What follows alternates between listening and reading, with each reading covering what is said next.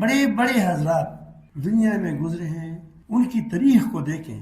اس کی والدہ بڑی نیک ہوتی تھی، کیونکہ ایک عرصہ تک 13 سال 12 سال تک بچہ اپنی والدہ کے ارد گرد گھومتا رہتا ہے، اور یہ 12-13 سال تک زندگی یہ ویسی اہم ہے کہ آپ کو پتہ ہوگا کہ آپ کی وہ باتیں آپ کو یاد ہوگی جو 12-13 سال کی باتیں ہیں. بعد میں تم نے جتنی سیکھی ہے شاید وہ آپ بھول چکے ہوں گے، وہ تربیت آپ کی نہیں بھول جاتی. دوسری طرف آئیں، حضرت نوح علیہ السلام کا بیٹا ہے، گود عفیف ہے، اس میں کوئی خرابی نہیں، کیونکہ امام انبیاء علیہ السلام کی بیویاں کیا ہوتی ہے؟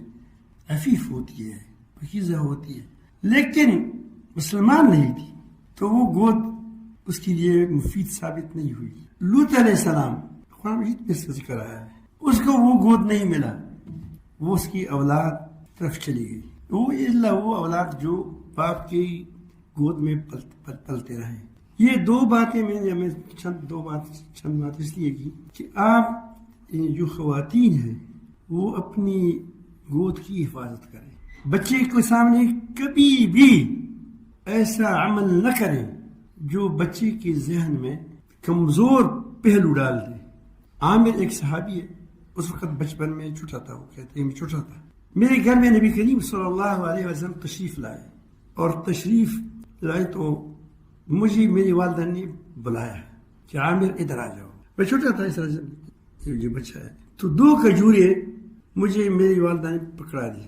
معن نبی کریم صلی اللہ علیہ وسلم وہاں فرمایا کہ اگر تو اس کو یہ کھجوری نہ دی تھی تو تمہارے لیے یہ جھوٹ لکھ دیا جاتا، خیانت لکھ دی جاتی. اب ظاہر ہے کہ ایک بچہ جب آپ کو بلائے تم اس کو کچھ پھر نہ دو تو اس کے دل کے اندر یہ بات پنس جائے گی، رچ بس ہو جائے گی کہ یہ بھی کوئی طریقہ ہے کہ لوگوں کو بلائیں اور پھر کچھ مت دو، اس طرح جو ہی چھوڑ دو. علماء کہتے ہیں کہ اس کا فائدہ کیا تھا، اس نے تو دیے تھی، اگر نہ دی ہوتی تو پھر یہ بات بن سکتی تھی کہ آپ نے چونکہ اس کو چواری یا کھجور نہیں دی اسی لیے تمہارے لیے جھوٹ لکھا جائے گا. لیکن جب دیے ہیں پھر کیوں فرمایا؟ سوال یہاں پہ اٹھ گیا. تو علماء فرماتے ہیں کہ اس کا مطلب یہ ہے کہ بھی تعلیم دینا تھا، کہ اس کو تعلیم دی تھی. اس عورت تو پاکیزہ عورت تھی، بعد والوں کی بات بتانی تھی کہ بچوں کے ساتھ ایسا معاملہ نہ کرے جس کی وجہ سے اس کی عادت جھوٹ کی بن جائے، دھوکہ کا بن جائے، چالاکی کا بن جائے، اور دوسری طرف اس کے ذہن چلے جائیں. ہمیشہ والدین جو کو چاہیے کہ ہمیشہ وہ اپنے اولاد خود زیادہ نیک ہو نہ ہو لیکن اپنے